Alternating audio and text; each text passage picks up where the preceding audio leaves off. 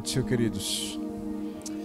Muito feliz de estar aqui mais uma noite e, primeiramente, poder sentir a graça de Deus fluindo em nosso meio. E hoje tenho a tarefa de falar um pouquinho mais daquilo que a gente está sendo ministrado aí já há quase, acho que 2 meses, quase. E eu espero ser um canal de bênção para a tua vida nessa noite, através do Espírito Santo de Deus. Eu quero ler alguns versículos de Colossenses, capítulo 2. Eu quero pensar algumas coisas juntamente com você nessa noite. Prometo que não vou cansá-los. Tentar ser bem pontual naquilo que o Espírito Santo colocou em nosso coração. E eu espero que a palavra venha de forma profética para a tua vida. A gente está no final de semana e talvez, assim como eu, você deve ter passado por grandes desafios. E espero em Deus que essa palavra te fortaleça nessa noite. Capítulo 2, eu vou ler do 1 até o 7.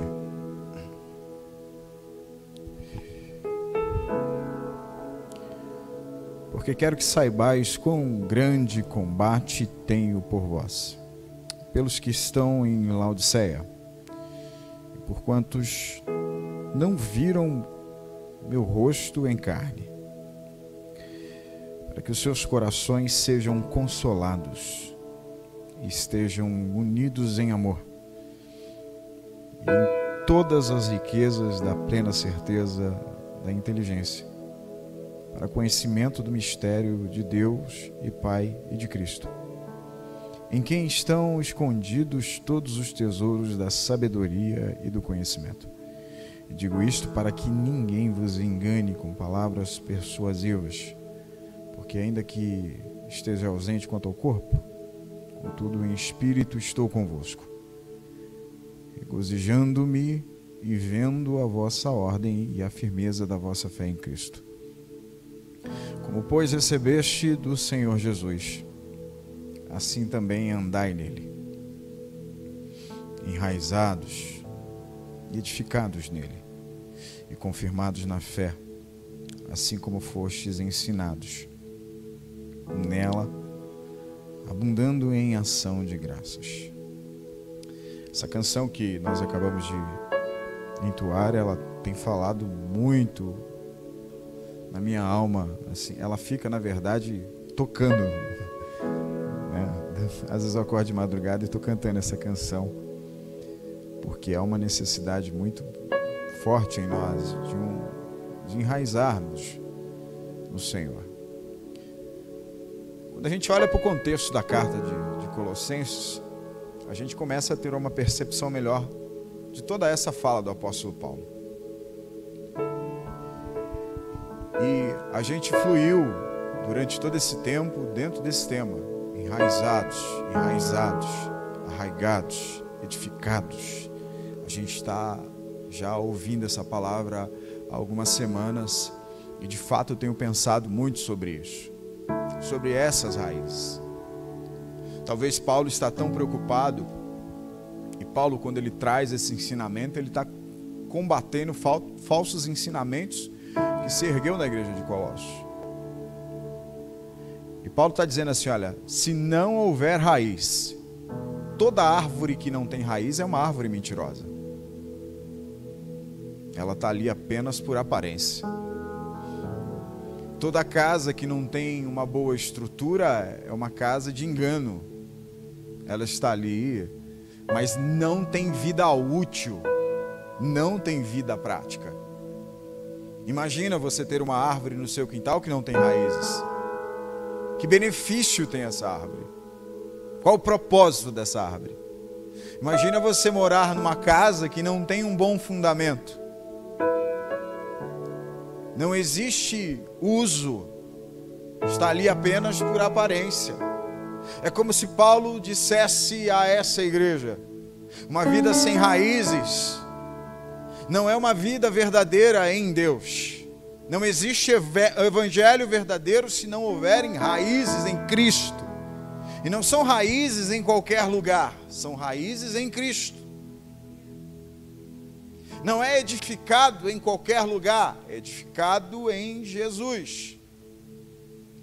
A gente vê Paulo trazendo os ensinamentos, e um dos grandes problemas que estão acontecendo naquela igreja é que os intelectuais da época estavam muito descontentes, e eles consideravam muito rude e simples o ensinamento baseado em Jesus.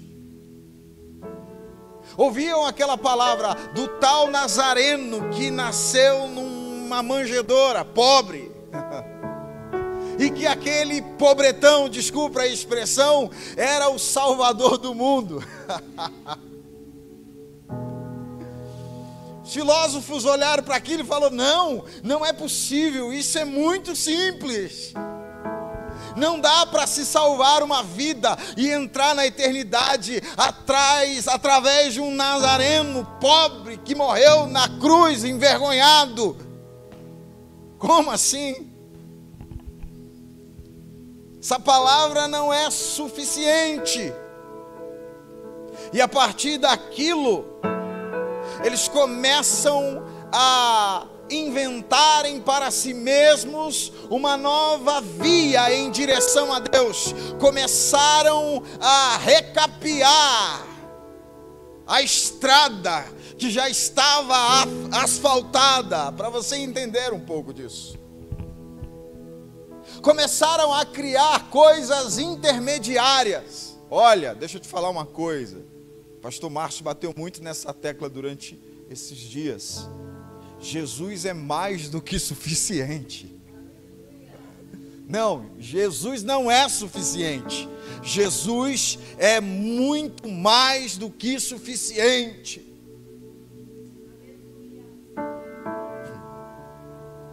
Ele disse à mulher samaritana: se você beber da água que eu te der, você nunca mais terá sede. E não é não ter sede.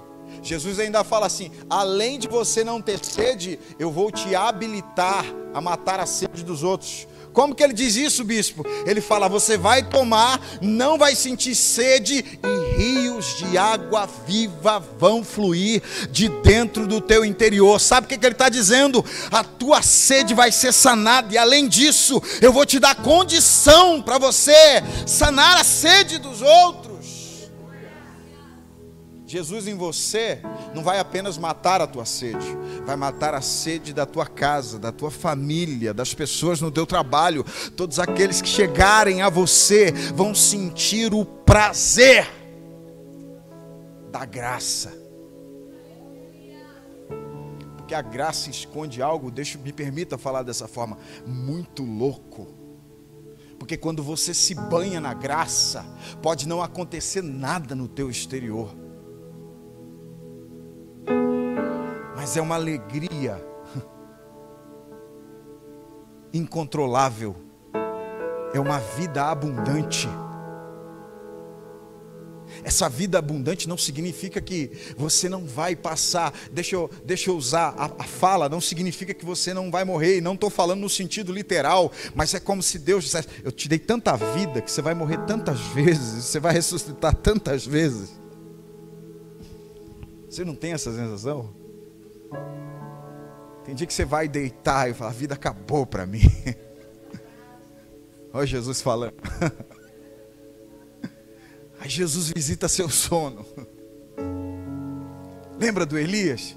Eu quero morrer, me mata. Deus olhou para ele: você não precisa morrer, vou te dar um sono, vou te dar pão, vou te dar água, vou te aquecer. Ele ficou tão forte que ele caminhou 40 dias no deserto com aquela comida. É graça isso. Jesus é mais do que suficiente. Fuja dos intermediários. Você não precisa de intermediários, você não precisa de amuletos. Você só precisa de Jesus. Jesus faz tudo. É engraçado que parece-me que a gente está vivendo como naquele tempo, porque a gente tem a sensação de que só falar de Jesus não resolve mais. Parece que precisa torcer a Bíblia. Eu vou usar a fala do pastor Márcio. Tem gente achando que tem que atualizar. Porque parece que Jesus perdeu a suficiência.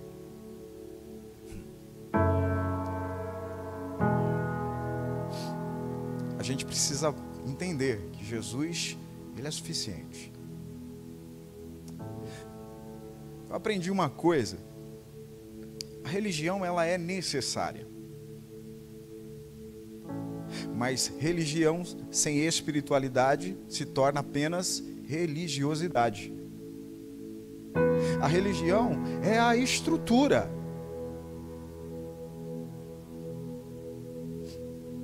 Eu tenho falado muito para as pessoas que nesse tempo de pandemia, a nossa religiosidade foi tocada.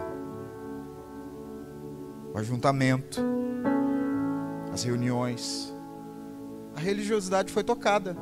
E nesse momento que a religiosidade foi tocada, a vida ela precisa ter os dois pilares, a religiosidade e a espiritualidade. Quem só era religioso, morreu. Quem também tinha o espírito, está vivo. Olha você aqui. Porque a religiosidade tem a ver com a estrutura, tem a ver com a organização, mas a espiritualidade tem a ver comigo e Deus. Eu não preciso terceirizar igual o povo de Israel, saindo do Egito no deserto, não querem subir no monte para ver a face de Deus, porque Deus faz barulho, porque Deus envia trovões, porque Deus manda uma nuvem negra. Às vezes Deus se revela assim, não se revela na aparência que nós desejamos. Nesse momento a tua fé e a minha fé são testadas. Experiência minha, a maioria das vezes que eu estou aguardando Deus, Ele nunca vem do jeito que eu imagino. Né, pastor Márcio? Olha os judeus quando Jesus vem, eles estão esperando um rei forte e poderoso. Jesus vem anônimo. Parece que eu vivo isso. Parece que Deus nunca se manifesta como eu estou aguardando. E aí eu fico atento e percebendo. Então veio assim. É desse jeito. Nesse momento a minha fé é desafiada. Literalmente. Agora, eu preciso saber distinguir bem essa coisa de religiosidade e espiritualidade. Porque se eu não tiver uma espiritualidade própria, por que as pessoas ficam de uma igreja para outra? Estão à busca de Deus? Aquela igreja tem um louvor top. Aquela igreja tem uma palavra top. Mas espera aí. Você não aprendeu a preparar o seu próprio alimento? Não estou dizendo que nós não precisamos de pastores. Se não fosse assim, Paulo não havia deixado os 5 ministérios em Efésio para nos auxiliar. Preste atenção numa coisa, os 5 ministérios são para a igreja, são para auxílio nosso. Não são para se responsabilizar pela sua vida espiritual. Ficou difícil agora, né? Os 5 ministérios não são responsáveis por me carregar nas costas. Eu sou responsável da minha espiritualidade. Os 5 ministérios funcionam como direcionamento, mas sou eu quem busco a Deus, eles não buscam por mim. A gente precisa entender isso muito bem, porque às vezes a gente está parecendo o Adão. Sabe a vida do Adão? Que tem um Éden, que tem um jardim, que tem toda a comida boa para se alimentar, que Adão governa, É funcional, funciona bem, mas quando a gente vai ver a relação dele com Deus, não funciona tão bem assim.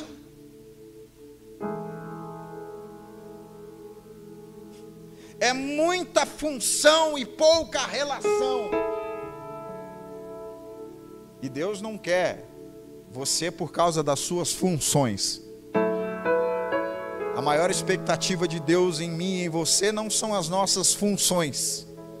A maior expectativa de Deus em mim e em você são as relações que nós estamos criando com Ele, com o Pai, com o Filho e com o Espírito Santo. E eu falo dos três porque eu me relaciono de forma diferente com cada um deles. É um único Deus, mas são três pessoas, três partes, três ambientes que Deus deixou para mim, porque o Espírito Santo me consola, o Cristo é o meu Salvador, o meu advogado, e Deus é o meu Pai, e eu estou aprendendo a cada dia usar muito bem esses ambientes em Deus.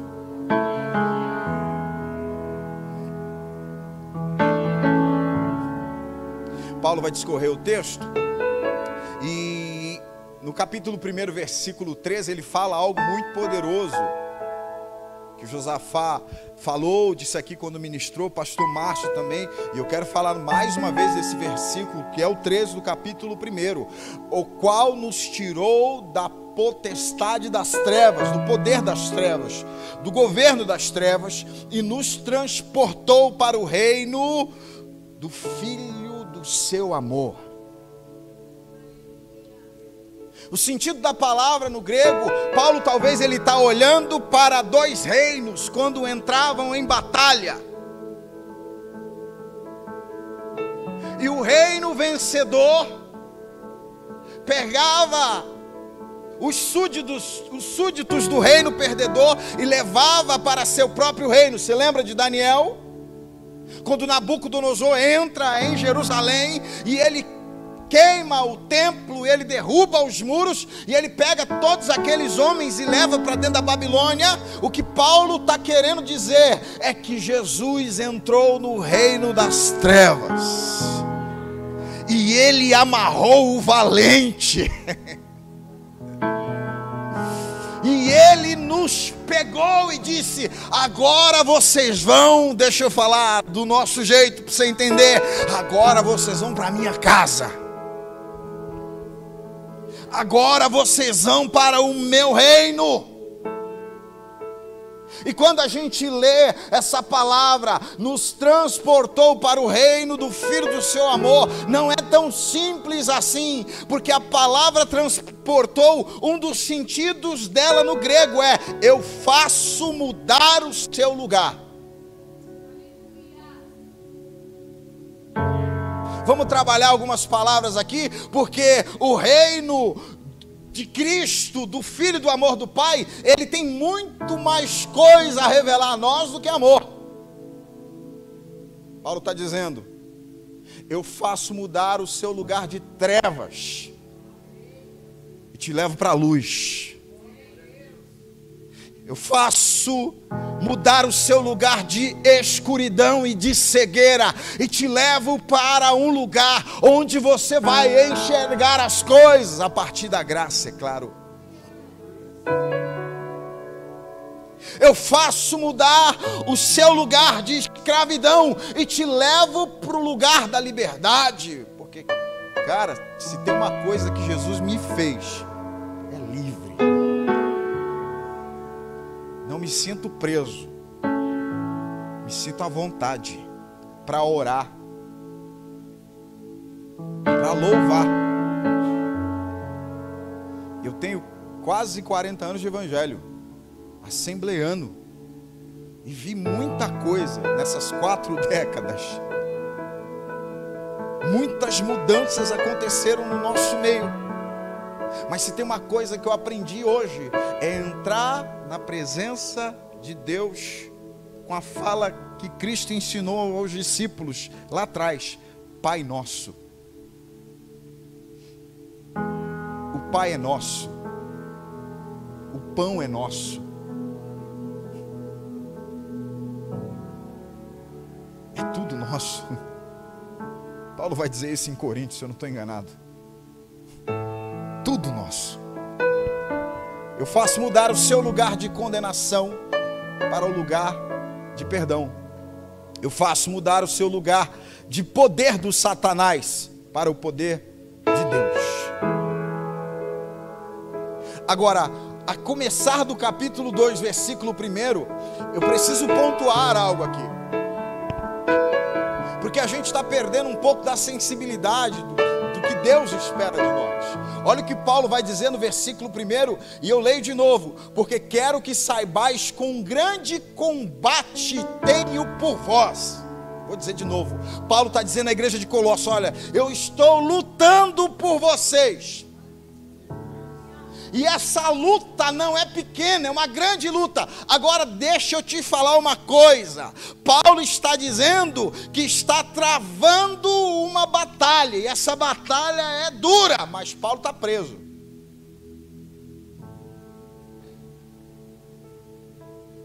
E ele não está apenas preso. Paulo está preso, aguardando juízo.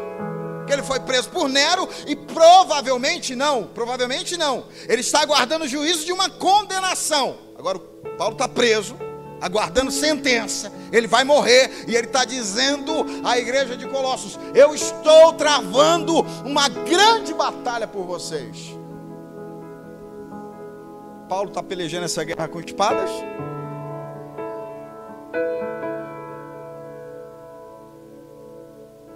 Torpedos teleguiados?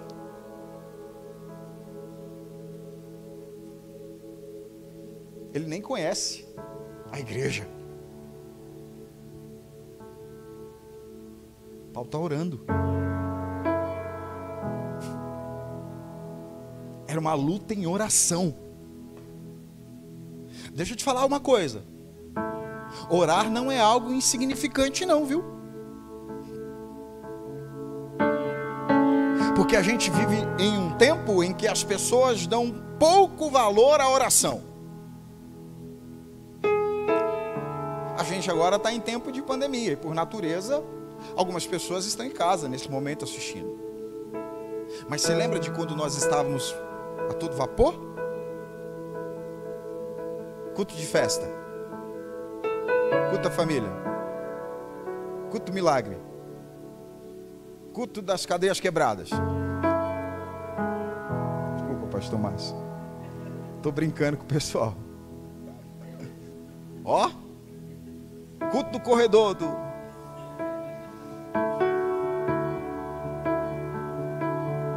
Vou fazer um culto de oração, irmão.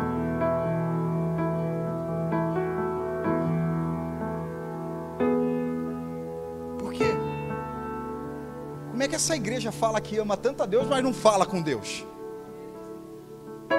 Como é que essa igreja, pastores, fala que serve ao Senhor, mas não passa tempo com esse Deus? Não está interessado em saber o que Ele tem para falar no individual. Paulo está pelejando uma batalha em oração, e a tua estatura espiritual, ela é determinada por suas orações. A nossa estatura espiritual, ela não vai ser determinada pela palavra que você está ouvindo agora. Porque quem te convence do pecado, da justiça e do juízo? O Espírito Santo. E como que o Espírito Santo vem no livro dos Atos? Os apóstolos estavam todos reunidos, aguardando, em oração lá naquele lugar, estavam no cenáculo. Então o Espírito Santo veio. Você sabe por que tem gente que ouve a palavra, chora pela palavra, mas sai da porta que a palavra não tem efeito? Porque não tem estrutura espiritual para receber a palavra. E se você não tem estrutura espiritual para receber a palavra, você pode ouvir quem for pregar aqui. Jesus pode descer do céu e falar com você, e nada vai acontecer. Deixa eu te falar uma coisa. Você deve estar, você está doido. Jesus falou para Pedro: tu vai me negar, sim ou não? Falou ou não falou, irmãos? E Pedro fez o quê?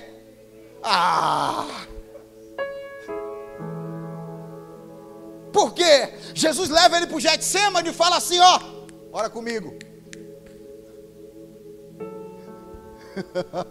Você sabe do que eu estou falando. O que ele fez? Dormiu.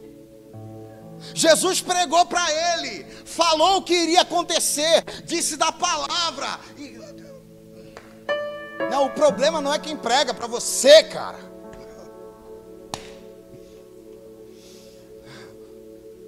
O problema não é quem está pregando para você. O problema não é o pastor A ou o pastor B. Se você não tiver estrutura espiritual para receber a palavra, não adianta. Depois você se vira para falar que eu estou falando heresia. Está na Bíblia. Como é que Jesus chega para o Pedro, pastor Ezequiel? Pedro, tu vai me negar, Pedro. É o Jesus que está falando. Pedro, você vai me negar, e aí é antes que o galo cante. Talvez a gente tenha um pouco de dificuldade para entender isso, mas quando Jesus fala isso, Jesus está situando ele no tempo, porque ele conhecia isso. Não vou não. Negou. Uma vez? Sabe o que é pior? Depois da primeira, ele podia ter lembrado, rapaz, vou negar só uma, que aí ele vai estar errado. Não, ele negou a segunda. Meu Deus, mas Jesus falou, eu não vou fazer a terceira, não vou. Fez, por quê? Estrutura espiritual, queridos. Paulo está dizendo à igreja de Colossos, olha, eu estou numa grande batalha por vocês, eu não conheço vocês, mas eu estou batalhando por vocês, mas eu estou preso, mas eu estou orando, mas eu vou ser condenado, mas eu estou orando, eu estou esperando a sentença, mas eu estou orando, porque a nossa luta não é contra a carne, não é contra o sangue, mas é contra os principados e potestades.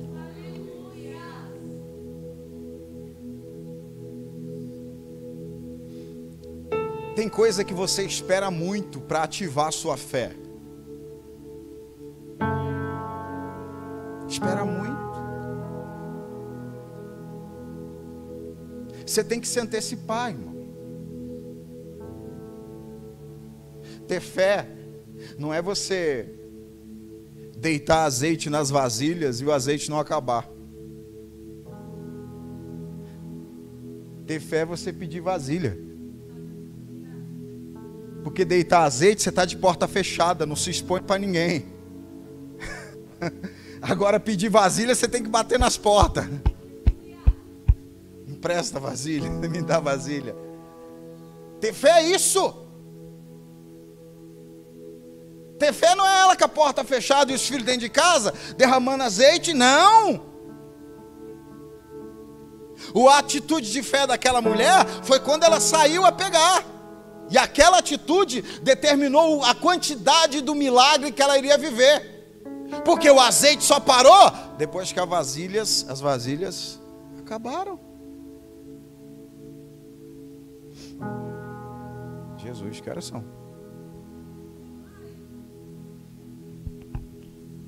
Eu nem sei que hora que eu comecei, pastor.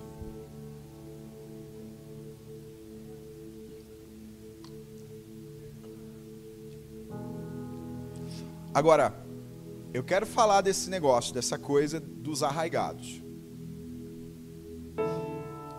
Por quê? Nós precisamos estender nossas raízes. E raízes fala de dentro, irmãos. Não está falando de fora. Quantos estão preocupados com fora aqui hoje? Fora é o externo. Eu estou. Mas como é que está dentro? O evangelho é sobre aquilo que está acontecendo dentro. É sobre aquilo que está acontecendo num ambiente que ninguém está olhando. E isso tem a ver, não com a nossa vida aqui diante dos santos, diante dos irmãos. Isso tem a ver com a nossa vida fora daqui. Eu costumo dizer que a gente tem que entrar na fila do banco como um cristão, irmão. Comprar pão como cristão. Usar o celular como cristão. No trânsito, nem vou falar do trânsito, Camila, porque Se tocar nessa ferida aí, vai ter gente que vai cair de joelho aqui agora e vai pedir perdão.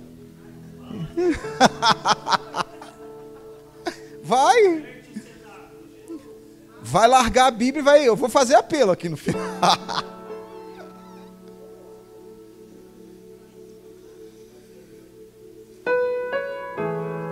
Wesley, só lidando com os Bartimeu no trânsito.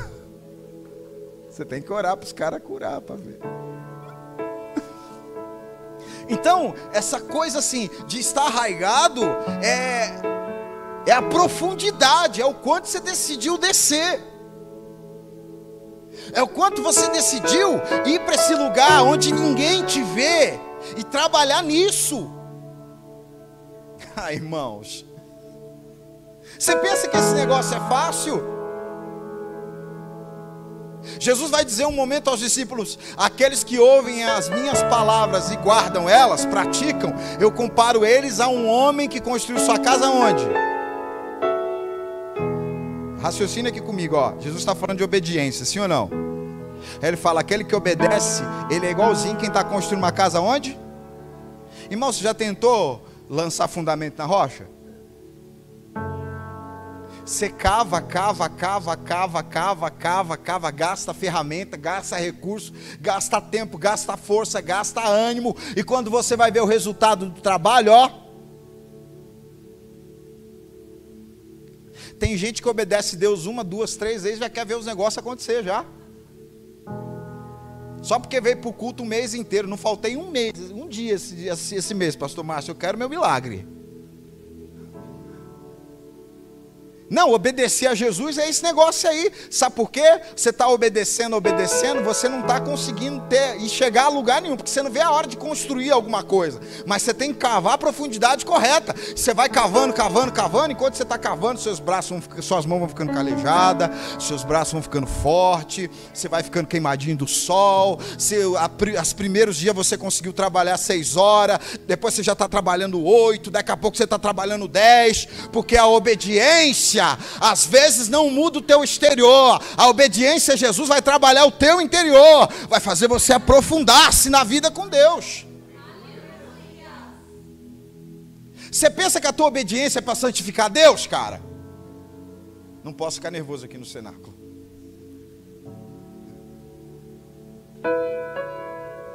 Nossa obediência não é para santificar Deus. A obediência é para nos santificar. Por isso essa dificuldade. Então, esse evangelho que Paulo está dizendo a essa igreja, ele tem a ver no por dentro. Vocês sabem que eu sou pastor de igreja. E a gente nesse tempo de pandemia teve um desafio muito grande. E assim como o cenáculo, a gente está preocupado em pregar a palavra. E aí tem sempre uma meia dúzia de irmão que vai visitar outros lugares e volta.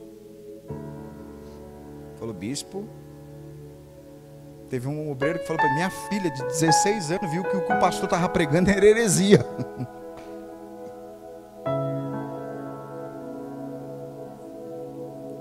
Você percebe que a palavra está tão enraizada que quando é oferecido outra coisa, a pessoa não quer. Porque entretenimento, irmãos, entretenimento vai ter sempre um lugar que vai ter um entretenimento melhor. Mas palavra não.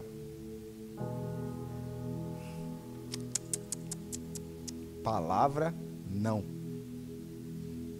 É por isso que eu amo esse formato de culto. Eu tenho o mesmo formato. 3 louvor, palavra. E a gente prega mesmo, né, pastor Márcio? Porque a gente gosta de pregar. A gente gosta. A gente fica doido em casa, não é à toa não. Fica doido dirigindo. Para de comer na mesa, porque Jesus começa a falar e começa a chorar. Aí a mulher pergunta, o que foi? Perdi a fome, Jesus está falando comigo. Você acha que eu vou ficar guardando isso para mim? Você acha que eu vou ficar vendendo isso? Teve um dia que um pastor de nome por aí, chegou para mim e falou assim, ô bispo, você prega errado, você traz muitas revelações, você fala de muita coisa ao mesmo tempo, você tem que regrar. miserável. Você tem que vir de pouquinho, porque é assim que funciona. Falei, rapaz, o dia que Jesus parar de mostrar alguma coisa para mim, eu tenho que parar de pregar, cara. Porque o dia que Jesus parar de falar comigo, eu não tenho que falar mais nada para ninguém. Porque quem fala é o Espírito, não somos nós. Então é a palavra. Mas para a palavra ter efeito, você tem que ter estrutura espiritual. Você tem que fazer esse esqueleto através da oração. Porque quando a palavra cair nessa terra aí, vai ter entendimento. É o Espírito que nos dá a sabedoria, o Espírito que nos revela. E a oração vai criar essa conexão, porque é Ele que intercede por nós. Ele é o cara do campo da oração. É com Ele que você fala. É Ele que pega essa cabeça mole nossa e Ele começa a falar, ó, não é assim, não é desse jeito. E fica tentando te convencer, porque a carne está sempre nos puxando para um lado. Ele, vem cá, não é desse jeito. Então nós precisamos entender esse negócio. E eu preciso entender o quê? Que quando fala de raízes, a intenção talvez do apóstolo Paulo vai dizer assim, olha, tem um monte de filósofos aí ensinando um monte de coisa para vocês, mas se vocês estiverem enraizados em Jesus, vocês terão estabilidade. Eu gosto dessa palavra. Se tem uma coisa que o Evangelho me dá, é estabilidade em mim mesmo, não é financeira. Lembra do domínio próprio? Isso é estabilidade.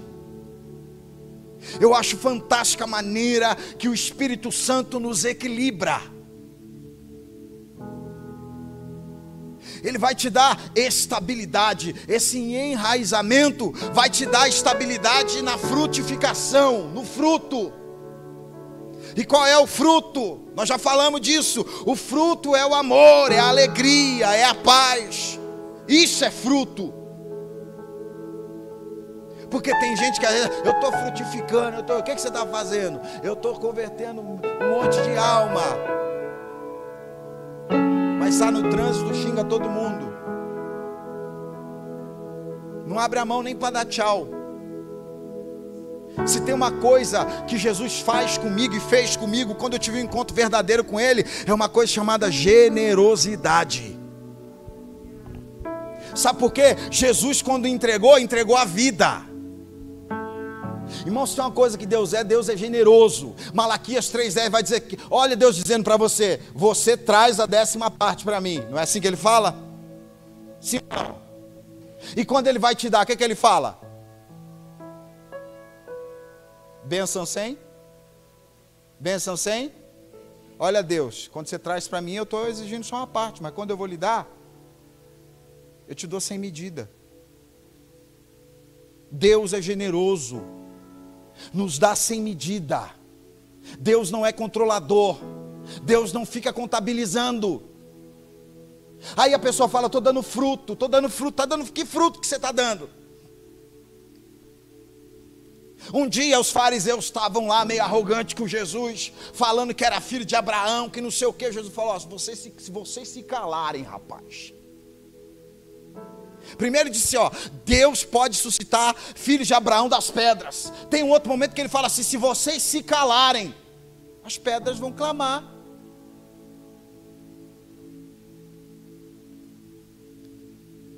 Agora, quando eu estou vivendo de raízes profundas, eu tenho uma vida nutrida em Deus. Nutrida em quem? Deus, irmãos. Eu vou ler um texto bem assim, para deixar você... Eu vou usar uma palavra. Não posso usar essa palavra aqui não. Eu vou deixar você maluco. Eu ia falar perturbado no sentido de ficar desorientado, tá, irmão? Olha só.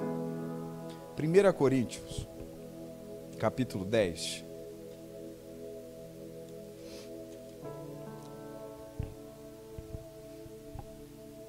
Vamos ler aqui, a partir do versículo 1.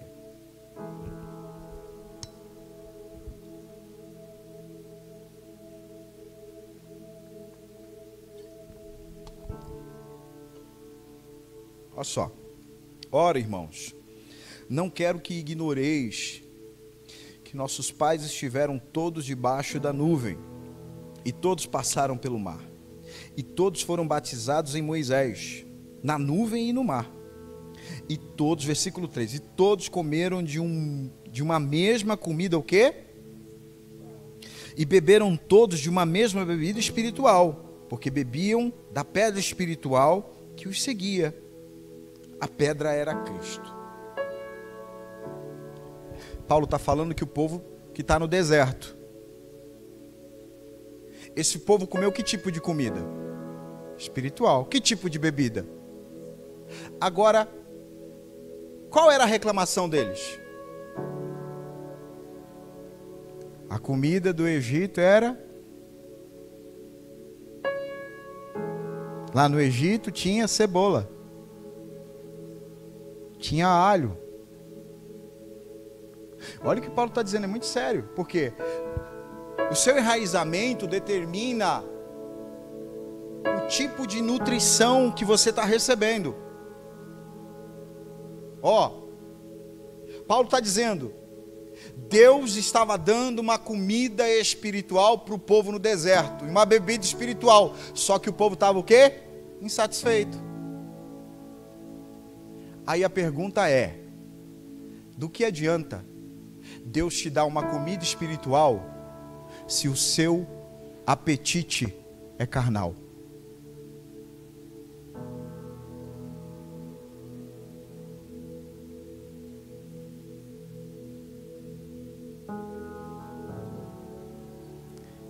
Tem cristão que está sofrendo, porque o que Deus está colocando à mesa é alimento espiritual, só que o apetite dele é o quê? Carnal. Não é que Deus não está cuidando, não é que Deus... Você riu, Wesley? Não é que Deus não está provendo, não é que Deus não está enviando, não é que Deus não está fazendo. O problema é que o apetite é o quê?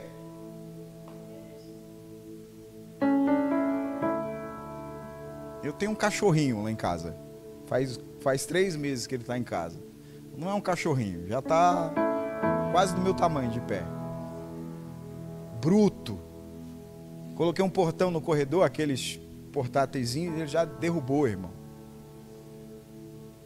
Comeu o cabo do ABS do meu carro.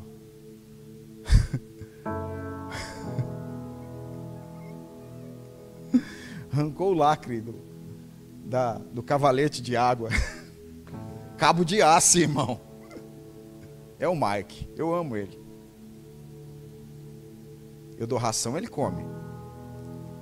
Ele adora pela manhã tomar um copinho de leite com um pãozinho.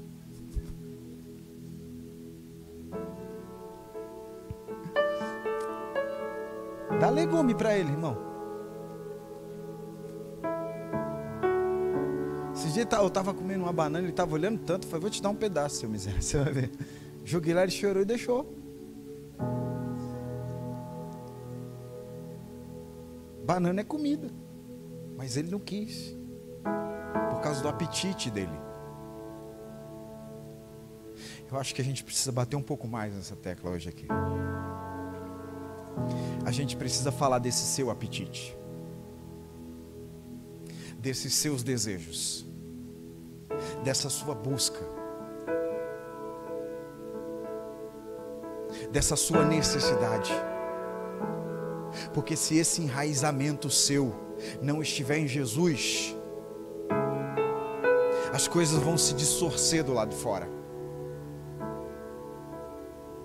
Tudo vai ser distorcido. Jesus estava abençoando aquele povo no deserto. Era comida espiritual, era a comida dos anjos. Era a bebida espiritual, era a água que saía da rocha, que era Jesus. Não era qualquer coisa, era coisa sobrenatural. era coisa para tratar o interior, mas eles tinham um coração endurecido. Deus estava fazendo, mas eles não conseguiam reconhecer que Deus estava agindo, que Deus estava se movendo. E talvez hoje o nosso problema não é Deus, entre aspas. Talvez hoje o nosso problema não é que Deus não está fazendo milagre. Talvez o nosso problema hoje é que a gente não está conseguindo enxergar isso.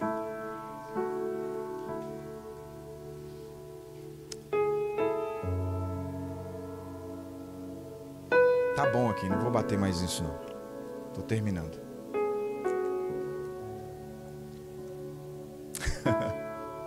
Edificados. Edificados, casa construída sobre alicerces profundos e firmes. Está falando de estrutura, queridos. Estrutura, está falando do quê?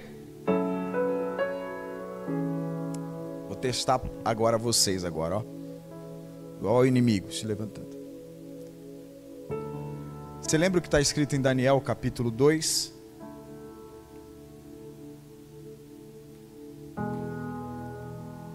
Alguém teve um sonho lá, não teve? Quem teve esse sonho? Nabucodonosor, vou te ajudar. O que ele sonhou? Com uma Como era essa estátua? Cabeça de ouro, tronco de prata, cintura, se eu não estou enganado, os lombos de ferro. Vamos chegar onde eu quero chegar. Os pés eram de barro. Estamos falando de edificação. Nabucodonosor tem uma visão, diz que uma pedra é cortada e essa pedra acerta a estátua. E acerta onde? Porque os pés eram do quê? E aí ao acertar os pés, o que acontece com a estátua? Cai. Deixa eu te fazer uma pergunta. O que adianta ter cabeça de ouro? Os troncos de prata, os lombos de ferro, mas se a sua estrutura é de barro,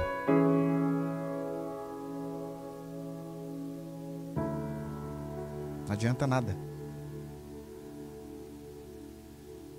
Evangelho é estrutura. E estrutura é Jesus. Tudo nasce a partir de Jesus. Tudo nasce a partir da vontade dele. Sabe qual é o problema da nossa geração? Tem gente que está subindo alto aí. Tem ou não tem? Tem gente que está lá em cima, tem ou não tem? Só que existe uma diferença entre você estar lá em cima, levantando um andaime,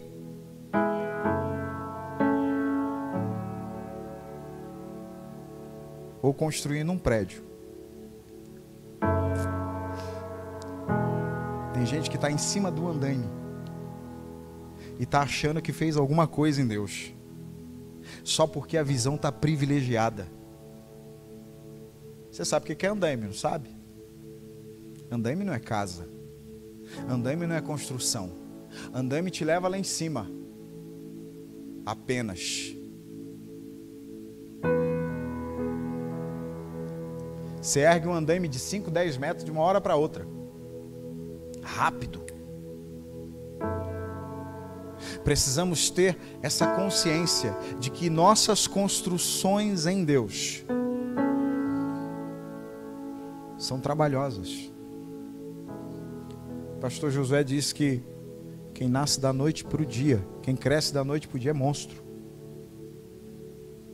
Eu acredito nessa palavra. Jesus poderia aparecer na terra, mas ele veio através do ventre de Maria. Imagina Jesus quando criança, acordando de madrugada igual minha filha, todo molhado. Ela já saiu das fraldas, mas de vez em quando dá ruim, você sabe disso, né? Quem tem filho aqui sabe que tem dia que não funciona. Aí você pergunta para ela: o que aconteceu? Não sei, papai. Imagina Jesus correndo com a criançada. Por quê? Jesus está construindo algo em Deus. Jesus está respeitando processos. Eu acho lindo que quando ele chega para João Batista, e João Batista fala para ele assim: não vou te batizar não vou te batizar não. Você que tem que me batizar. Aí ele olha para João Batista e fala: olha, por enquanto vai ficar assim. Vou dizer de novo, por enquanto é assim. Sabe o que Jesus está dizendo para Batista? Por enquanto é assim, mas essa não é a realidade. Quero profetizar na tua vida. Tem coisas que você está vivendo apenas por enquanto. Não significa que é a sua realidade. É apenas por enquanto. Não é a sua realidade. O Espírito manda profetizar isso aqui nessa noite.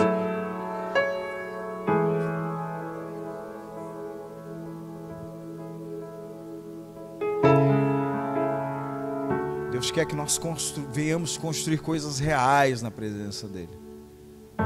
E tem muita gente construindo coisas enganosas. A ausência de uma vida espiritual real já é uma tragédia, irmãos. Agora, sabe o que é pior? Pior do que isso é a falsa espiritualidade. Você não ter uma vida espiritual é ruim. Agora, pior do que isso é você ter uma falsa espiritualidade. E se você não se enraizar em Cristo, e se você não se edificar em Cristo, o que você vai viver vai ser uma espiritualidade falsa. Falsa. Que não muda nada. Não toca as pessoas. Não muda as pessoas. Não muda a tua vida. Não muda a vida daqueles que estão à sua volta. É de extrema necessidade hoje que, baseado em tudo que nós ouvimos durante esses dias, nós viemos fazer uma análise introspectiva e perceber como estão as minhas raízes.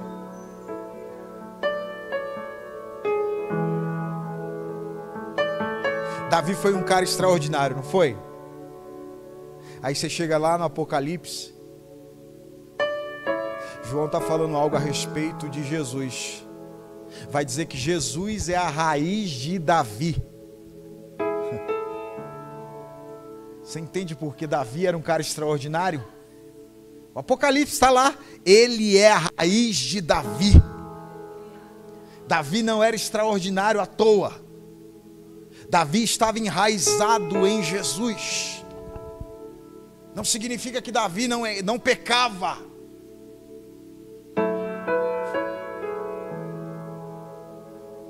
Você sabe que toda a capacidade da árvore se refazer não está no tronco, não está nos galhos, não está nas folhas, está nas raízes.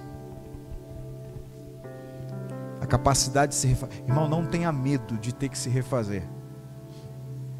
Quem está em Jesus não tem medo.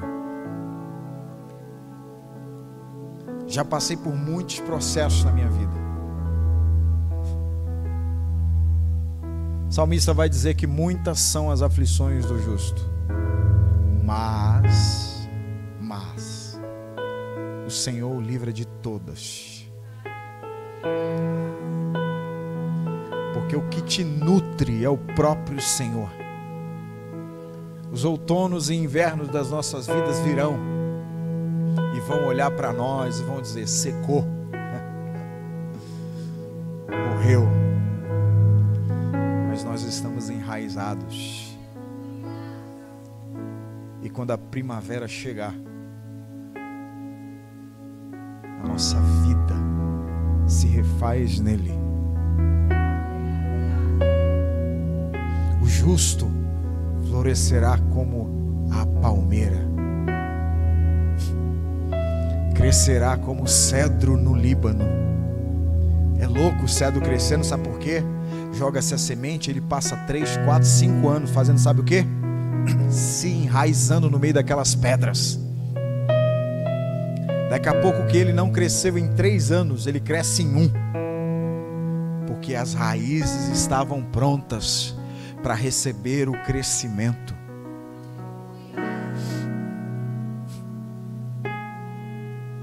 Fica de pé.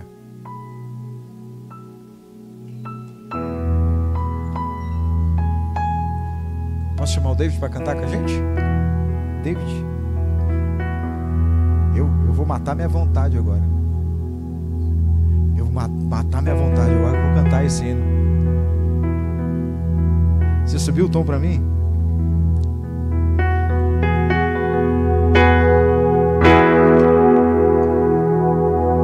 Vamos cantar, David? Esse louvor é muito abençoado. Que Deus abençoe a vida do pastor Márcio, pelas conexões que ele criou na letra. Que Deus abençoe. Jesus, nessa noite, Jesus, Ele quer tocar em você. Ele quer tocar na tua vida. Todos nós estamos nus, no sentido figurado, diante do Senhor. Ele conhece todas as nossas limitações. Ele sabe de tudo. Vamos louvar. Esquece o problema. Esquece que você fez tudo errado essa semana. Esquece os pecados. A gente precisa aproveitar melhor quando nós entramos na presença de Deus. Precisamos aproveitar a presença dele.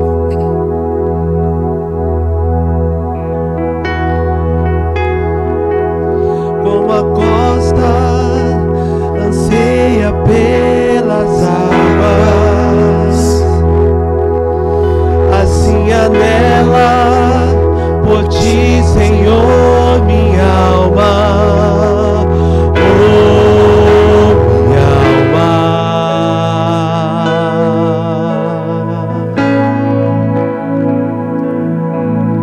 Como árvore plantada junto às águas, assim meu ser se deleita em tua palavra, tua palavra.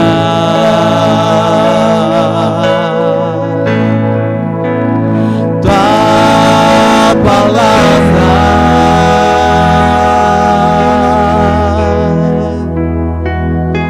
Que teu Espírito de vida semeie em meu interior, que tua palavra faça raiz no profundo do meu coração, que teu Espírito de vida semeie em meu interior, que tua palavra faça raiz no profundo do meu coração.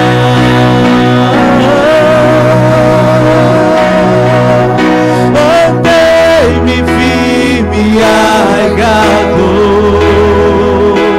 em ti, Jesus, em teu amor. Toda a minha vida me alegrando em gratidão e adoração. Vamos orar? Senhor, a tua palavra diz, livro de Jó, capítulo 14, que há esperança para a árvore que foi cortada. Há esperança para a árvore que foi cortada.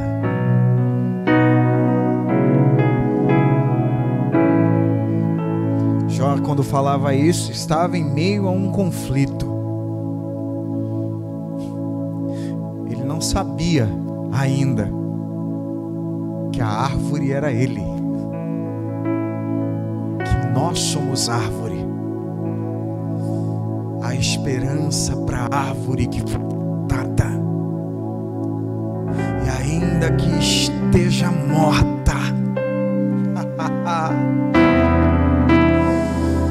o cheiro das águas, brotará uma nova árvore, se renovarão os seus rebentos. Não tenha medo, não tenha medo, não tenha medo, porque Lázaro estava morto. Lázaro, cientificamente, fisiologicamente, já estava em estado de decomposição. Mas Lázaro, enquanto vivo, amava Jesus, honrava Jesus, era amigo de Jesus. Ele morreu, estava na tumba fria. Mas aquele que tem um relacionamento, que estabeleceu um relacionamento com Jesus, não importa onde ele chegue, quais as circunstâncias que venham sobre a vida dele, porque Lázaro estava morto, mas Jesus chegou na porta do túmulo, chamou ele, e o morto ouviu. E ele, morto, enfaixado, embalsamado, sepultado, ouviu. Porque aquele que crê nele, ainda que esteja morto, viverá.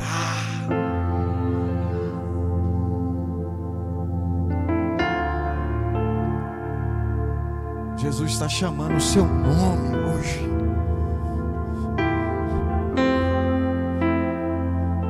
Que não esteja vida, ainda que você não tenha vida, você vai ouvir a voz do Mestre. Senhor, em nome de Jesus, nessa noite nós queremos liberar a palavra profética da restauração, a palavra profética da restituição, a palavra profética, Senhor, da vida, Senhor, da vida, da tua vida em nossa vida, do teu ser em nosso ser, da tua mudança em nós, Senhor. Deus, em nome de Jesus, nessa noite, eu não sei, ó Pai, o que a tua igreja precisa, eu não sei o que os teus filhos precisam, mas eu sei que tu és o Deus que cuida da nossa vida, tu és o Deus que nos traz à tona, tu és o Deus que, aleluia, renova a nossa esperança nessa noite. Eu quero liberar a palavra da esperança, a palavra, a mesma palavra, Senhor, meu Deus, que tirou Lázaro daquele túmulo para fora, a mesma palavra, Senhor, meu Deus, meu Deus, meu Deus, que tu enviou à casa do centurião. Ele disse, ele entendeu, o centurião entendeu, tu não precisa ir à minha casa, a tua palavra tem poder, é a tua palavra quem tem poder.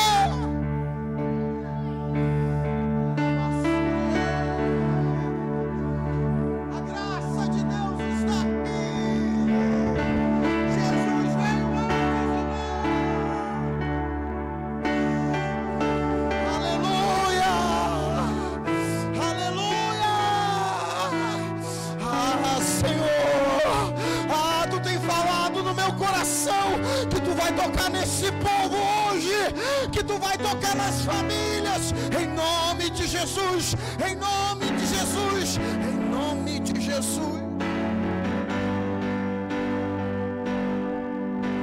Aleluia.